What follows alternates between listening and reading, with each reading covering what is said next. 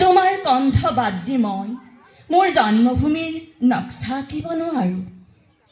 তোমাৰ কণ্ঠ বিয়পি আছে মোৰ আইৰ আকাশত, বতাহত, বুঢ়া লুইতৰ উত্তাল বুকুত, ধনশিৰিৰ ৰেচমাবালি, বুঢ়া দিহিঙৰ থবল ঘাটত, দীঘল তাম্বৰণীয়া থলত, লখিমপুৰৰ ৰঙা নদীৰ ৰিহাৰ আচলত, জগলীয়াৰ সোণালী পানী।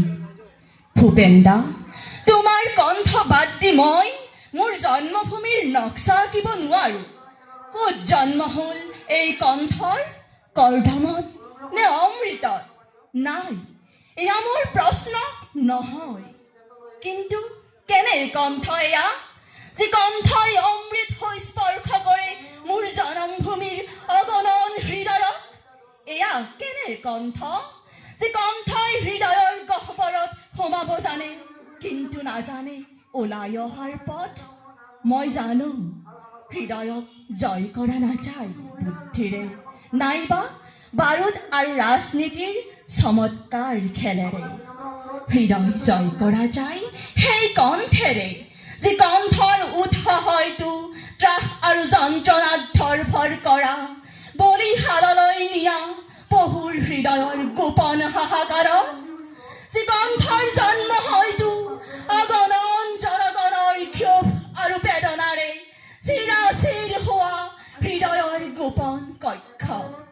না, এইবোৰ কথা মই নাজানো, জানো মাথো এটা কথা। ভূপেন দা, তোমাৰ কণ্ঠ অবিহনে মই মোৰ জন্মভূমিৰ নক্সা আঁকিব নোৱাৰোঁ।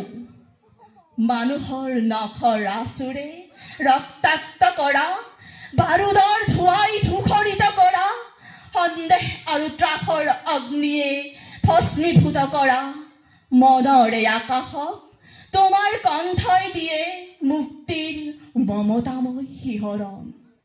এই কণ্ঠত আশা আছে, আছে মানৱ প্ৰেমৰ এক ব্যাকুল আহ্বান। ভূপেন দা, তোমাৰ কণ্ঠ এই যুগৰ কণ্ঠ, বতাহত উৰি থকা এই যুগৰে শুকুলা ধ্বজা।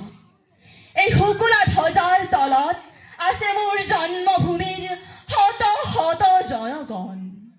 ভূপেন দা, তোমাৰ কণ্ঠ, যি কণ্ঠ হৃদয়ত সোমাব পাৰে কিন্তু নাজানে ওলাই অহাৰ পথ। ভূপেন দা, তোমাৰ কণ্ঠ অবিহনে মই মোৰ জন্মভূমিৰ নক্সা আঁকিব নোৱাৰোঁ, আঁকিব ভূপেন দা। ধন্যবাদ।